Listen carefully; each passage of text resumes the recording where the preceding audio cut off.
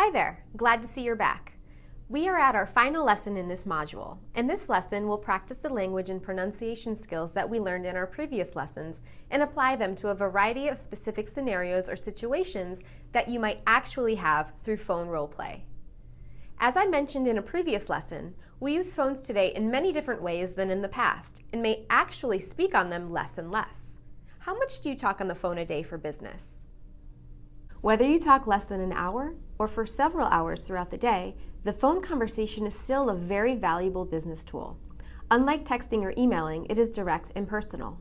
Often, it can be the fastest way to answer questions, make a request, or solve a problem. There's no waiting involved. In addition, phone calls tell your listener that you are really interested in them, interested enough to take the time to call and talk to them. Also, many people prefer to discuss more serious issues or more personal ones on the phone. There's another part of phone conversations that make them especially valuable, and that's the message you give your listener just with the tone of your voice. Like body language, which we discussed in modules 1 and 2, tone of voice gives lots of information about you to your listener.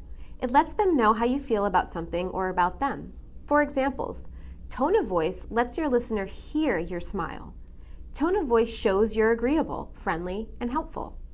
Like body language, our tone of voice actually tells our listeners more than what we say.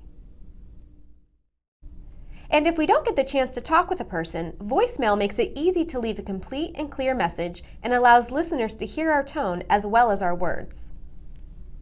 Since we still use the phone for many work and business transactions, it's important to feel comfortable and competent while on the phone. Let's think about our first scenario.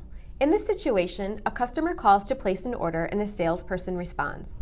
Listen carefully to how the speakers clarify some critical information.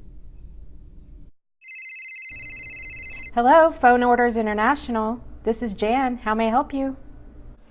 Hello, this is Andy Ramos. I'd like to place an order. Certainly. What would you like to order? I'd like 15 of product 6016. I'm sorry, did you say 50? And which product number? No, I'd like 15. That's 1-5. And the product number is 6016. Thank you. I've got it now. You'd like 15 of product 6016. Now what's your full name and address?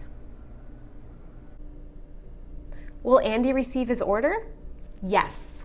It's better to clarify and repeat than to get the information wrong. And remember, that positive tone of voice signals a positive message to your listener.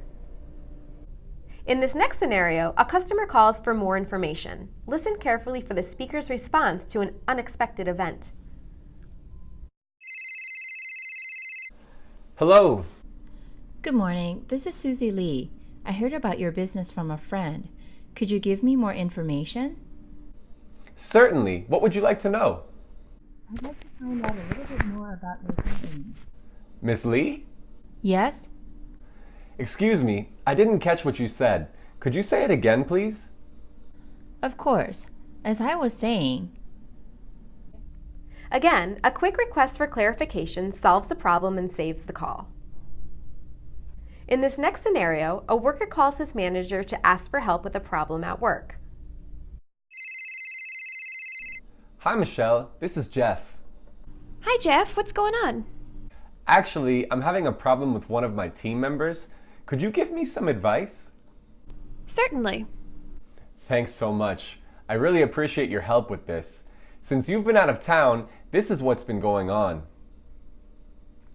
In situations like that one, having a phone conversation rather than just sending a text or email can make it easier to discuss a sensitive or difficult topic. Let's quickly review what we did in this module. In Lesson 1, we looked at phone language, and in Lesson 2, how to pronounce keywords and numbers. And in this final lesson, we practiced those points through role play to better prepare you for different situations. Before you move into your assignment for this week, think about some situations that you've had in your own business exchanges. How did they go? Did you say the right things with the right tone? If you were using your first language, how would you say the same sentences in English? If you can, write out the dialogue as you've seen in this lesson and see if you're using the right type of language for each situation.